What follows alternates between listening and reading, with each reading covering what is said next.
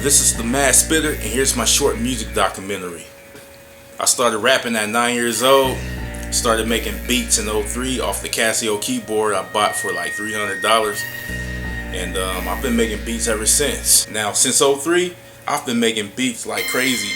I've been hooked, so I've never went anywhere. I didn't go out on the weekends or anything at night after work. I just went straight to the lab. It's like I locked myself in the basement.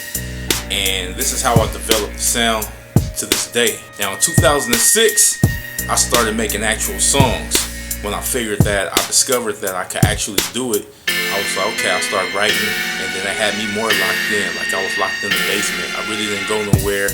I'll go to nightclubs with friends sometime, after work or whatever, but after that, it was back in the lab. Now, what inspired me to start producing, I just imagined my big brother from another mother. He had a whole bunch of music equipment in his house when he was living next door to me back in the day in Pasadena. And that was on Allen Street, East Side, Pasadena. And I was just looking like, dang, look at all these pictures on the wall. This is like, man, he like Dr. Dre up in here, And then that inspired me a little bit, when I was 9 years old. But as I got older, I seen that he rented an office, and I was going there. I was more inspired because I seen the other homie, he was working with him. And he was writing songs. They had people going in there writing songs and stuff. And I was real inspired by that. And that's what set it off right there. And I stayed more locked in, And that just kept pushing me to keep sticking with it and stuff, And I've just been getting better and better ever since. Well, I'm not gonna lie too, because there's other influences too, like West Coast rappers we used to listen to back in the day, old school. Now, my brothers, they bumped all of that, and I used to listen to that with them, and I was like, yeah. And then most of it wasn't played on the radio, so it was on a whole different level, Now, my influences, we bumped Spice One, Sibo, Brother Lynch. It's a whole lot of them, man. I can't name them right now. Even though Snoop Dogg was in the mix, we had some Snoop Dogg going on. We had the Dog Pound. We had Corrupt. We had all types of artists, man. There's so many of them. And then all the way up to 2000, so many artists that I heard that I cannot name them, man. It's ridiculous. And then, especially today, even though they're not in the mainstream, like radio play, you get artists that's hard, that's on the internet. You can find them online like that, And I was influenced by West Coast, hardcore West Coast rap, and a lot of East Coast rap, So that brought me with the vocabs and stuff like that. And because I've been paying attention to these guys, and I was really digging their sound and their style and stuff like that, And it was pretty cool, man, When you inspired and you want to do music and stuff, it just puts you on a whole nother level. Now, when I was making this music, I knew nothing about mixing or mastering and stuff like that. I had to learn that on my own, So right now, I mix and master my own songs. Every song I do, I mix and master it myself.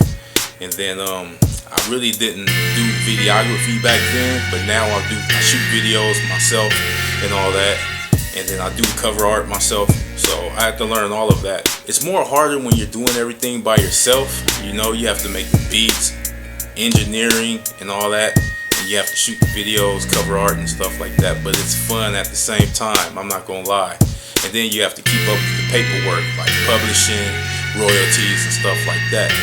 But hey, all the money is yours though when you do everything by yourself. It's a business. Now, the way I get down on the microphone, now, people say I have like a rage or I sound mad. It's like passion to me, you know what I'm saying? Because I get this euphoria energy when I'm on the microphone. I don't know, I think it's because I used to listen to so many rappers. I used to go off on the microphone back in the day. And it's like I'll take their powers and then I'll convert it into my style. And then I'll just be like, hey, this is Mad Spitter, It's like, oh yeah, I need that. I see their powers, I snatch it, and I'm like, yeah, got your powers. And I was just like, now I'm in control. They say it's pretty intense. They say I'm an intense rapper because I have some dark beats with a hardcore sound, but I have a message behind it, and I, throw in a little bit of cuss words here and there, get aggressive with it, with a sharp delivery, and it's like something like passion, it's like I have a passion to do it.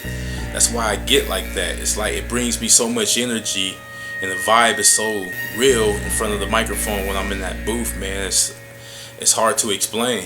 I'm just dropping singles and then just adding them to the playlist. So basically, I'm treating my playlist as mini albums. You understand? Like mini albums. Like for example, I do 22 songs, and then all those 22 songs will be on the playlist. Like the 2025 playlist. Now I'm working on the 2026 playlist, and that's gonna be, I don't know how many songs that's gonna be.